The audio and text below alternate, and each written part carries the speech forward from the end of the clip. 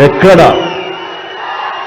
కళాకారులు గౌరవించబడతారో సన్మానించబడతారో ఆ రాజ్యం సుభిక్షంగా ఉంటుంది, చల్లగా ఉంటుంది అన్నది మన పెద్దలు చెప్పిన మాట. ఈ రోజున ఈ పౌర సన్మాన సభ చూస్తుంటే, ఇంతమంది వేల మంది తరలి వచ్చేటువంటి సభ చూస్తుంటే, ఇంత పద్మ పురస్కారాలతో ఇంతమంది కళాకారులకు గొప్ప వ్యక్తులకు ఇక్కడ సన్మానం జరుగుతుంటే నాకు అది అక్షర సత్యం అనిపిస్తుంది. అలాగా అది గుర్తుకొచ్చేలాగా ఉన్నటువంటి ఈనాటి ఈ సభ తెలంగాణ రాష్ట్ర ప్రభుత్వం పద్మ అవార్డు గ్రహీతలకు ఇలా గౌరవిస్తున్న ఈ సభలో ముఖ్య అతిథిగా విచ్చేసినటువంటి మా మిత్రులు గౌరవనీయులు శ్రీ రేవంత్ రెడ్డి గారికి,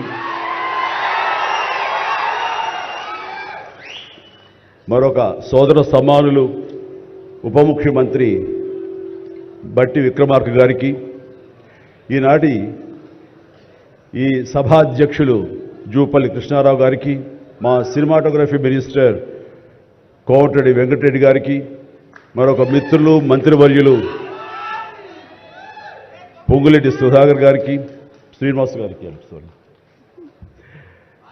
ఇక ఇతర పెద్దలకు, అలాగే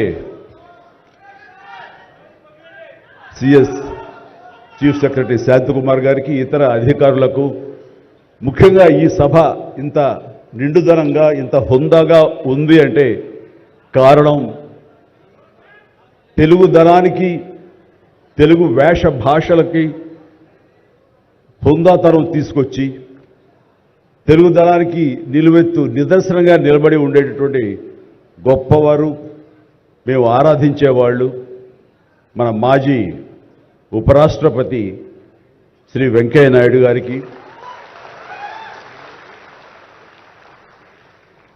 ఇక్కడ విచ్చేసినటువంటి ఆహ్వానితులకు, కళాభిమానులకు, సినీ అభిమానులకు, నా అభిమానులకు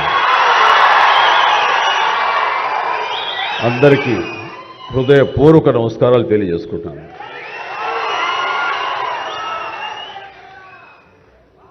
నాకు నిజంగా మా ఇంట్లో అడిగారు, పద్మ విభూషణ్ అవార్డు అనౌన్స్ చేయగానే చాలా ఆనందంగా, ఎంత ఆనందపడుతున్నారు ఏంటంటే, నిజంగా పద్మభూషణ్ అవార్డు వచ్చినప్పుడు నాకు ఉన్న ఆనందం అంతా ఇంత కాదు. కానీ ఇన్నేళ్ల తర్వాత ఇప్పుడు ఈ పద్మ విభూషణ్ అవార్డు వచ్చినప్పుడు నిజంగా అంత ఉత్సాహం లేదు. ఏదో వచ్చింది, సంతోషం, గౌరవంగా స్వీకరించాలి, ఎంత ప్రజాభిమానం అని అనుకుంటూ ఉన్నాను. కానీ ఆ తర్వాత తరలి వచ్చేటువంటి వివిధ ప్రాంతాల నుంచి మనుషులు కానివ్వండి, వ్యక్తులు, అభిమానులు, సినిమా పరిశ్రమ నుంచి కానివ్వండి, రకరకాల అసోసియేషన్స్ కానివ్వండి, అలా ఎంతోమంది రాజకీయ ప్రబుద్ధులు కానివ్వండి, అందరూ గత వారం రోజులుగా ఎడతెరిపి లేకుండా వాళ్ళు ప్రశంసలు కురిపిస్తున్నారంటే ఆ ఆనందం ద్విగుణీకృతమైంది. ఎంతో ఉద్వేగానికి, ఎంతో ఇది అన్నది. అవార్డు ఇవ్వని అభిమానం, అవార్డు ఇవ్వని ఉత్సాహం, ప్రోత్సాహం మీ కరతాళ ధ్వనుల ద్వారా, మీ ప్రశంసల ద్వారా ప్రతి ఒక్కళ్ళు మనసారా ఆశీర్వదిస్తుంటే, చాలు ఈ జన్మ, ఇది పూర్వజన్మ సుకృతం, ఎప్పుడో చేసుకున్న పుణ్యఫలం, మా అమ్మానాన్నలు వాళ్ళకి జన్మించేందుకు వాళ్ళు చేసిన పుణ్యఫలం నాకు ఈ విధంగా సంక్రమించిందంటూ నేను నిజంగా మనసు స్పందించి అలా భావిస్తాను. అదే మీ ముందు ఉంచుతున్నాను. ఇక నాకు తెలిసి ప్రప్రథమంగా అవార్డులు అనౌన్స్ చేసిన వెంటనే ఒక ప్రభుత్వం స్పందించి వారికి ఈ రకంగా సన్మానం చెయ్యాలి అనే భావం రావటం అన్నది బహుశా ఎప్పుడు జరగలేదు. ఇదే మొట్టమొదటిసారి జరిగింది. దానికి ప్రధానమైన కారణం యువకులు, డైనమిక్ లీడర్ మన ముఖ్యమంత్రి రేవంత్ రెడ్డి గారు, అలాగే వాళ్ళ సహచర మంత్రి వర్యులు, వీళ్ళందరూ అనుకుని, ఒక్కడిగా అనుకుని స్పందించిన మనసుతోటి మన వాళ్ళని మనం గౌరవించుకోకపోతే ఎలాగ గౌరవించుకోవాలి అంటూ అన్నది నిజంగా చెప్తాను. సభాముఖంగా వారికి నా హృదయపూర్వక ధన్యవాదాలు తెలియజేస్తాను. అంటే సన్మానాలకి ఇక్కడ నేనున్నా కానీ మన వెంకయ్యనాయుడు గారు కానీ ఇతర పద్మ అవార్డీస్ కానీ ఎవరు కొత్త ఏం కాదు, వాళ్ళు రకరకాలుగా విధాలుగా వాళ్ళు సన్మానించబడుతూ ఉంటారు. కానీ సరిగ్గా ఇలాంటి సమయంలో ప్రభుత్వం ముందుకు రావడం అన్నది వారు ఈ కళాకారులకి కళలకి వారు ఇస్తున్న ప్రాముఖ్యతకి నిజంగా మనస్సు స్పందించి నేను నా అభినందనలు తెలియజేస్తున్నాను. ఇందులో భాగంగా నిన్న మొన్న ముఖ్యమంత్రి గారు అనౌన్స్ చేశారు, ఇక్కడ నంది అవార్డ్స్ అనేవి ఒకప్పుడు ఇస్తూ వచ్చాము. నంది అవార్డ్స్ అనేది తర్వాత అదేదో గత చరిత్రలాగా అయిపోయి మాకు అందరికీ చిన్న డిసప్పాయింట్మెంట్ ఉంది అంటే ఇరు రాష్ట్రాల్లో కూడా. అరే కళాకారులు ఇంత నెగ్లెక్ట్ చేస్తున్నారు, ఇంత నిర్లక్ష్యపరుస్తున్నారు, ఎందుకు ఉత్సాహపరచట్లేదు? అది పెద్ద గొప్ప విషయం కూడా కాదు అది. అండ్ అది ఇస్తే కనుక చాలామంది చాలా ఉత్సాహం ఉంటుంది, ఆ ప్రోత్సాహంతో మరింత ముందుకెళ్తారు. తద్వారా ఎన్నో సినిమాలు కానీ నాటకరంగం కానీ ఇవన్నీ అభివృద్ధి చెందుతాయి. తద్వారా ఎంతోమందికి ఎంప్లాయ్మెంట్ కానివ్వండి, ఎంతోమంది ప్రోత్సాహం కళాకారులు ఇంకొంచెం రావడం కానివ్వండి. ఆ రకంగా ఈ రోజును చూస్తే కనుక మన సినిమాలు ప్రపంచవ్యాప్తంగా ముందుకు వెళ్తున్నాయంటే అలాంటి ప్రోత్సాహం అలాంటి ఉత్సాహం ఉండబట్టే. సో ప్రభుత్వ పరంగా కూడా అలాంటివి ఉంటే కనుక ఇది మరింత ముందుకెళ్ళడానికి అవకాశం ఉంది. అది గుర్తెరిగి ఈ రోజున ఆ అవార్డులు మళ్ళీ మనం రెజ్యూమ్ చేస్తాం, మళ్ళీ తిరిగి మళ్ళీ ఇస్తామని ఆ నిర్ణయం తీసుకోవటం, దానికి పేరు ప్రజాగాయకుడు. జీవితం అంతా కూడా రెవల్యూషనరీగా మార్పు తీసుకురావాలని ప్రయత్నించే నిరంతర శ్రామిక కళాకారుడు శ్రీ గద్దర్ గారు. గద్దర్ గారి పేరున అవార్డులు ఇవ్వటం అన్నది ఎంతో సముచితం, ఎంతో ఆనందం, ఎంతో ముదాహం. అలాంటి నిర్ణయం తీసుకున్నటువంటి మా ముఖ్యమంత్రి రేవంత్ రెడ్డి గారికి, వారి సహచర్యులకి నేను మనస్ఫూర్తిగా నా హృదయ ధన్యవాదాలు ఈ సభాముఖంగా తెలియజేస్తున్నాను.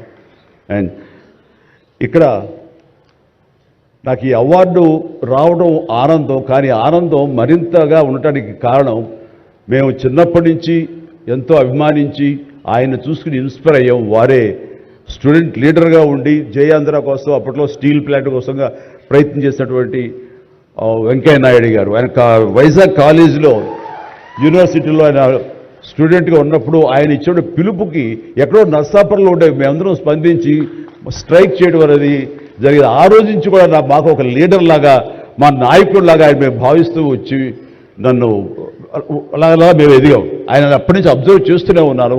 ఆయన వాగ్ధాటికి నేను పెద్ద ఫ్యాన్ని. ఆయన మాట్లాడే మాటలు అలాగా నోరు వెళ్ళగట్టి చూస్తుంటాను. ఇప్పుడు కూడా అదే ఎదురు చూస్తాను. ఆయన ఎంత ఓపికగా మాట్లాడతారో తెలియదు, కానీ డెఫినెట్గా అలరిస్తారంటూ ఎలాంటి సందేహం లేదు. సో ఆ రోజు నుంచి ఈ రోజు వరకు కూడాను ఆయన రాజకీయంగా ఒక హుందాతనంతో రియల్ స్టేట్స్మెన్ ఇన్ పాలిటిక్స్ అన్నది ఆయన నిర్మాణాత్మకంగా అలా వెళ్తూ ముందుకెళ్తూ ఈ రోజున అత్యున్నతమైన పొజిషన్ మాజీ ఉపరాష్ట్రపతిగా ఆయన నిర్వహించి తన బాధ్యతలు చేశారు. కానీ ఆయన ఎప్పుడూ మదనపడుతుంటారు. నాతో కూడా ఆయన షేర్ చేసుకున్నారు. రాజకీయాలు రాను ఇలాగా దుర్భాషలతోటి వ్యక్తిగత విమర్శలతోటి ఇలా దిగజారిపోతున్నాయి చిరంజీవి గారు. ఇది కాదు, ఇది ఆ హుందాతనం ఉండాలి. ఉండి కూడా ఎన్ని సాధించాం మేము. అది ఇదవుతున్నట్టు ఎంత మదన పడుతున్నారంటే వన్ కూర్చున్నప్పుడు ఆయనతో నాతో చెప్పినప్పుడు ఇప్పుడు కూడా అలాగే అయిపోతుంది. అలా అవ్వకుండా ఉంటే బాగుంటుంది అంటే అలాంటి అవ్వకుండా ఉంటే బాగుంటుందన్న ప్రయత్నంలో నేను కూడా మిమ్మల్ని ఇన్స్పిరేషన్గా తీసుకుని నేను వెళ్ళినవాడేనండి. కానీ ఆ ధాటికి ఆ మాటలకి మాట పడటం మాట అనటం ఇది నా వల్ల కాదు, మీలాగనే. కాబట్టి నేటి రాజకీయాల్లో మనం అన్ఫిట్ అంటారా, లేకపోతే మనలాంటి వాళ్ళు ఇలాగా ఎగైన్ ప్రతిసారి ప్రతి చోటని చెబుతూ ఉంటే ప్రజలు వాళ్ళు మోటివేట్ అయ్యి అలా దుర్భాషలాడి రాజకీయంగా వ్యక్తిగతంగా విమర్శ చేసే వాళ్ళని కానీ తిప్పి కొట్టగలిగితే ఖచ్చితంగా మీరు అనుకున్నది నేను అనుకున్నది జరిగి తీరుతుందండి. ఒక వాజ్పేయి గారు ఆ రోజుల్లో స్టేట్స్ మ్యాన్ అంటారు. ఆయనలాగా మళ్ళీ అంత హుందాతనం మళ్ళీ మనం ఈ రోజున మనం వెంకయ్యనాయుడు గారిలో చూస్తున్నాం. అయితే ఆయన రాజకీయంగా కొంచెం విశ్రమించారు కాబట్టి ఈ రోజున ప్రజలే ఆలోచించుకోవాలి. అలాగా నోరు జారే వాళ్ళని దుర్భాషలాడుతూ వ్యక్తిగత విమర్శలు చేసేవాళ్ళని తిప్పికొట్టే విధంగా నిర్ణయించే శక్తి మీకే ఉన్నది, మీరే నిర్ణయించుకోవాలని చెప్తున్నారు.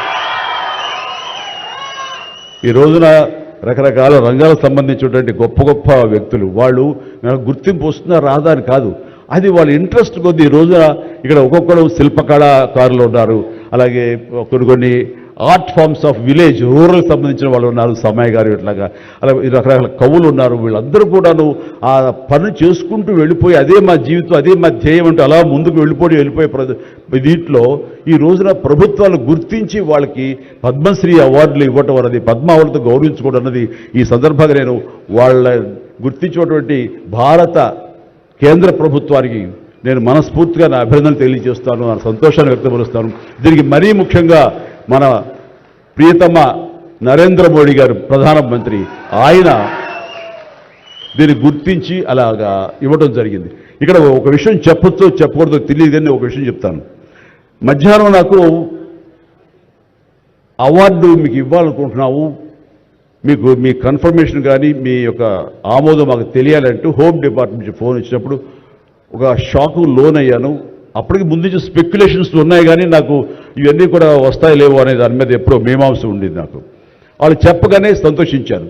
సో ఈవినింగ్ ఎన్నింటికి వస్తుందని వాళ్ళు 6-7 o'clock వస్తుంటే అప్పటి నుంచి అలా టీవీలు ముందు కూర్చున్నాను.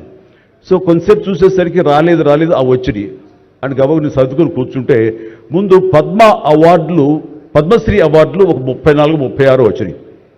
ఆ తర్వాత నెక్స్ట్ మందే కదా అనుకుంటూ అందరూ శ్రద్ధగా రెండు పిల్లలు గొడవ చేయకుండా కూర్చోండి రే ఇష్యూగా నా పేరు వస్తుంది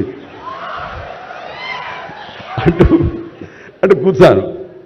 అరగంట అయింది రాలేదు, గంట అయింది రాలేదు, గంటన్నర అయింది. ఆహా ఓరి బాబు ఏంటి ఏదైనా మళ్ళీ ఏమైనా మారుస్తారా, మనకి వచ్చే అవకాశం లేదని చిన్న మీమాంసలో ఉన్నారు.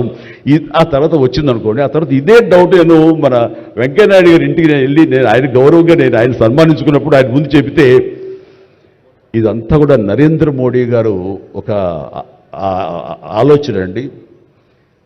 పద్మశ్రీ అవార్డులు చాలా బడుగు బలహీన వర్గాలకు సంబంధించినటువంటి చిన్న స్థాయి కళాకారులకు వచ్చింది. ఒకేసారి వెంకయ్యనాయుడు గారి పేరు, చిరంజీవి పేరు, పద్మ సుబ్రహ్మణ్య పేరు, వైజయంతిమాల బాలి పేరు వస్తే కనుక అది సుస్పష్ట, అది ప్రముఖంగా వేసేస్తారు. అలా వేసినప్పుడు వీళ్ళ గురించి ఎవరు చెప్పుకుంటారు? కాబట్టి వీళ్ళ గురించి చెప్పుకోవాలి అంటే గంటన్నర టైం మధ్యలో గ్యాప్ ఇవ్వండి. గంటన్నర వరకు వాళ్ళ గురించి చర్చ జరుగుతుంది. వాళ్ళు ఎవరు అంటారు, ఇక్కడ సమ్మయ్య ఎవరు, ఆచార్య గారు ఎవరు, ఇలా పేర్లని చెప్పుకుంటూ వాళ్ళ గురించి చర్చించుకుంటారు. వాళ్ళకి గుర్తింపు వస్తుంది. అది రిజిస్టర్ అయిన తర్వాత దెన్ చిరంజీవి వెంకయ్యనాయుడు గారు డబ్బు ఇష్టం అన్నారు. అది నిజంగా గొప్ప ఆలోచన, గొప్ప ఇది. వారి గురించి తెలుసుకున్న తర్వాత నాకు నరేంద్ర మోడీ గారి మీద గౌరవం మరింత పెరిగింది ఆయన ఆలోచించి. సో ఇలాంటి సన్మానం జరగటం అన్నది నాకు నిజంగా అత్యంత గౌరవంగా భావిస్తాను. నా జన్మ సార్థకమైందని భావిస్తున్నాను.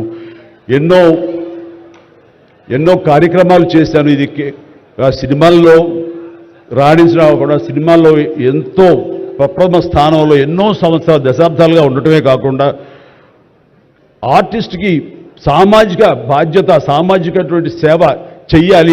అది నేను అనుకోను కాదు, ఏమీ కాదు, నాకు అనిపించి నా అభిమానులు అందరూ కలిపి వాళ్ళు ఎంతసేపటికి సినిమా థియేటర్లకో వాల్ పోస్టర్లకో పాలాభిషేకాలకో వీటి కొట్టుకోవడాలు వీటికి ఉండేటటువంటి కల్చర్ని మనం మార్చాలి అనే ఉద్దేశంతో వీళ్ళందరూ శక్తివంతులు. ఇలాంటి శక్తిని అన్గైడెడ్ మిస్సైల్లా ఉండకుండా దీని ఛానలైజ్ చేస్తే కనుక వీళ్ళ చేత సత్కార్యాలు మనం చేయించుకోవచ్చు అనే భావం నాకు లేట్ 90s వచ్చింది.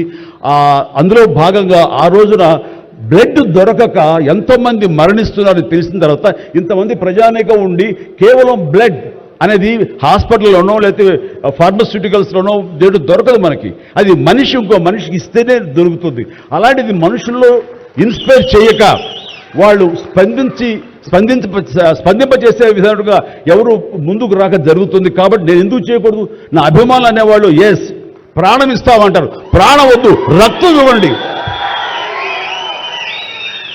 ఇవ్వండి అంటూ నేను 25 సంవత్సరాల క్రితం ఇక్కడ బ్లడ్ బ్యాంక్ పెట్టిన తర్వాత ఈ ఉత్సాహం ఏమైనా పొంగులాగా ఉండి తర్వాత చల్లబడిపోతుందా అని అనుకున్నాను. కానీ లేదు, ఒక జీవనదిలాగా సాగుతూనే ఉంది. ఈరోజు కూడా మీ అందరి ప్రభావంతో ఎక్కడ మంచి కార్యక్రమం కానీ పుట్టినరోజు కానీ శుభకార్యం చేయాలన్న ప్రతి ఒక్కరు రక్తదానం కోసం ముందుకు వస్తున్నారు, రక్తదానం ఇస్తున్నారు అంటే కనుక దానికి ప్రప్రథమంగా నడుం బిగించింది నేను, నా అభిమానం చెప్పలో గర్వంగా ఉంది నాకు ఈ రోజుకి. అలాగే మన కరోనా క్రైసిస్ వచ్చినప్పుడు బయటికి వెళ్ళే అవకాశం లేదు, ఉపాధి లేదు, ఇంట్లో కట్టుబడి ఉండాలి. ఇలాంటి పరిస్థితుల్లో వాళ్ళందరికీ నిత్యావసర వస్తువులకు చాలా కష్టపడిపోతారు అనుకున్నప్పుడు నా ఇతర మిత్రుల సహాయ సహకారాలతోటి నేను పెద్ద ఎత్తున వాళ్ళకి 4 నెలల పాటు మన ఇళ్లలో తినే హై క్వాలిటీ గ్రాసరీస్ నేను వాళ్ళకి అందివ్వడం జరిగింది. అది వాళ్ళు బయటికి రాలేరు, పోలీసులు వాళ్ళు చాలా స్ట్రిక్ట్గా ఇంటికే పరిమితం చేస్తారు, ఏం తింటారు. అప్పుడు నా అభిమానులు నేను ప్రోత్సహించి వెళితే నా అభిమానులు ప్రతి ఇంటికి వెళ్ళి ఆ బ్యాగ్స్ ఇచ్చేవాళ్ళు. అది గొప్పగా నాకు ఎంతో సంతృప్తి ఇచ్చింది. అలాగే ఆక్సిజన్ దొరకని పరిస్థితుల్లో, ప్రభుత్వాలు కూడా చేయలేని పరిస్థితుల్లో, హాస్పిటల్స్ అన్ని కూడా చేతులు తీసిన పరిస్థితుల్లో నేను నా మిత్రుల సహకారంతో, నేను స్వయంగా నా అభిమానులతో వారం రోజుల్లో 32 ప్లేసెస్లో ఈరోజు ఆక్సిజన్ అందివ్వడం జరిగింది. అలాగే కాన్సన్ట్రేటర్స్ ఇవ్వడం జరిగింది. ఇవన్నీ కూడా ఏంటంటే చెయ్యాలని తపనతోటి, బహుశా ఇవన్నీ కూడాను నాకు ఈ రోజున ఈ అర్హత రావడానికి, ఈ అవార్డు రావడానికి నాకు దోహదపడిందేమో అనుకుంటున్నాను. భగవంతుడా ఇంకా నాకు ఈ శక్తి సామర్థ్యాలు ఇవ్వు, ఈ ఆలోచన ఇవ్వు. నేను అవార్డుల కోసం ఎదురు చూడను, అవార్డులు రావాలని కోరుకోను, లేకపోతే చాలు. వాళ్ళ గుండెలు ఉండే ప్రేమ కంటే ఏ అవార్డు పెద్దది కాదు. కాబట్టి ఇలాగా మిగతా జీవితం సినిమాలు చేస్తూనే ఉంటా, డ్యాన్సులు ఆడుతూనే ఉంటా, ఫైట్లు చేస్తూనే ఉంటా, మిమ్మల్ని అలగిస్తూనే ఉంటా. అలాగే ఈ సేవా కార్యక్రమాలు కొనసాగిస్తూనే ఉంటాను. ఇది మీకు చెబుతూ ఈ అవకాశం ఇచ్చినటువంటి తెలంగాణ రాష్ట్ర ప్రభుత్వానికి, మరీ ముఖ్యంగా మా ముఖ్యమంత్రి గారికి, మా ఉప ముఖ్యమంత్రి భట్టి గారికి, అలాగే మా సినిమాటోగ్రఫీ మినిస్టర్ గారికి, మిగతా ఇతర మినిస్టర్స్ అందరికీ నా హృదయపూర్వక ధన్యవాదాలు తెలియజేస్తూ థ్యాంక్ యూ సో మచ్. జై హింద్.